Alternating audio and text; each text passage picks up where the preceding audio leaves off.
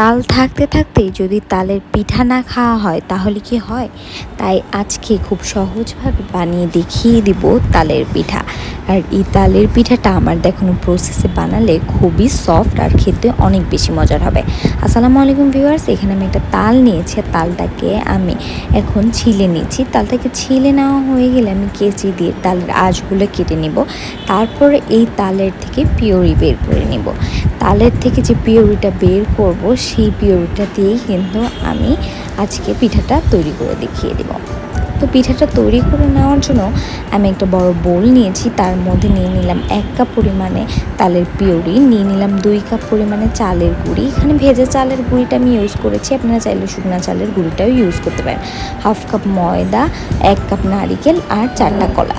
কলাগুলো একটু বেশি নরম কলা নেবেন, তাহলে কিন্তু পিঠাটা অনেক বেশি সফট হয় আর খেতেও অনেক বেশি মজা লাগে। আর ময়দার জন্য কিন্তু পিঠাটা অনেক বেশি সফট হয়। তো এখানে আমি খেজুরের গুড় নিয়েছি আর নিয়েছি স্বাদ মতন লবণ। আপনারা চাইলে এখানে চিনিটাও ইউজ করতে পারেন। তো সমস্ত উপকরণ দিয়ে আমি খুব ভালো করে মেখে নিচ্ছি। মেখে নিয়ে এখন আমি এটাকে 10 মিনিটের জন্য রেস্টে রেখে দেবো। 10 মিনিট পরে ফিরে আসছি। তো 10 মিনিট পর ফিরে আসলাম। এখন আমি তালের বড়াগুলোকে বা তালের পিঠাগুলোকে ভেজে নেব। তার জন্য চুলায় তেল দিয়ে দিয়েছি আর গরম তেলের মধ্যে তালের পিঠাগুলোকে ভেজে নিচ্ছি। আপনারা চাইলে এই সাইজগুলো বড়ও করতে পারেন, আবার ছোট ছোট সাইজ করেও পিঠাগুলো তৈরি করতে পারেন। তো আমার দেখানো সেম প্রসেস আপনারা একবার এভাবে তালের বড়াটা তৈরি করে খাবেন। এটা খুবই সফট হয় আর খেতে অনেক বেশি মজা লাগে। আর কলাটা অবশ্যই দিবেন, তাহলে কি হবে, তালের বড়াটার ফ্লেভারটা যেমন বাড়বে আর তালের বড়াটা তেমনই সফট হবে।